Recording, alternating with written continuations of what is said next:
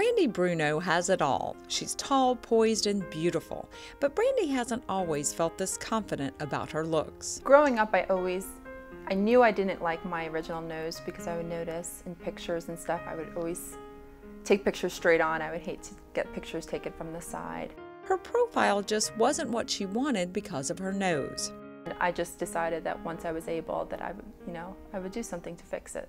On this day, Brandy is at the offices of Atlanta Plastic Surgery seeing Dr. Fernando Burstein, the plastic surgeon who gave her the nose she always wanted. Well, Brandy was, obviously a very beautiful woman, so when you first look at her, you say, what could she possibly want to improve?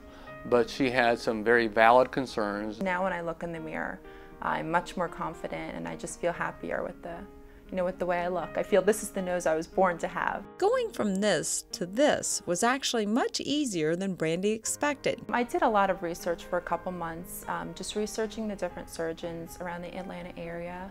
And I came across the Atlanta plastic surgeon's practice, and I saw Dr. Burstein that this was his specialty. In fact, Dr. Burstein has been doing rhinoplasty for decades, and he's double board certified in head and neck surgery as well as plastic surgery. His practice focuses solely on the face and neck. Rhinoplasty, just statistically, is one of the most difficult procedures done in plastic and reconstructive surgery. You have to spend a lot of time studying. You have to know the anatomy. If you do rhinoplasties and you do a lot of rhinoplasties, then it becomes sort of second nature.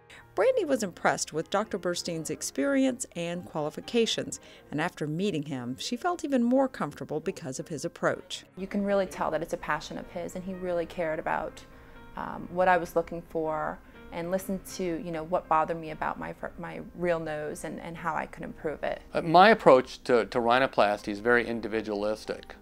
So I try to custom order the rhinoplasty for the patient's needs and desires. Do you have any trouble or problems? Part of that custom approach includes careful communication. So I typically will take someone like Brandy and say, let's go up to the upper third of your nose, the middle third, and then the lower third, and let's talk about each area separately, and you tell me about what you like and what you dislike from the front, from the side. The next step was to translate the conversation to the computer. We actually imaged her own face and her own nose. It was really neat. I've never seen anything like it. He would take pictures, and then he could actually use his pen on the computer to monitor and edit it to show me what it could look like. And then we can manipulate the nasal pyramid to see if we can't get a look that's close to what she is looking for. And we would just tweak it back and forth. If I told him I wanted a little bit more of a little tip on the top, and he was able to draw that in. And that's the best way to communicate, both verbally and visually. No, it came out exactly the way he drew it. I think it looks identical. Once the drawing is exactly what Dr. Burstein and his patient design, he uses the image during surgery. I actually take the photograph that they generate from their computer imaging, and I put it right next to their face during surgery. And he really works with you, to create, a nose of your dreams. When you come in and you meet him and you talk to him, he's a doctor that really listens to what you're looking for. You can tell you're just not another patient, you're not another number. He really cares about, what you're looking for. Dr. Burstein not only strives for perfection as he shapes the nose, he has also perfected a technique that helps his patients recover faster and easier than traditional rhinoplasties, which require gauze to pack the nose after surgery. And rather than use packing, I just use a very, very small little tiny chisel to move the nasal bone instead of a big one, so you have less bleeding, less bruising, and more stability. And instead of using the packing to stop the bleeding, I actually use sutures that are dissolvable. Brandy says her recovery was amazingly easy. But surprisingly, the next day after the surgery, I was ready to get up and go. I was supposed to stay in the house for a week and just rest, and they tell you don't exercise and just take it easy.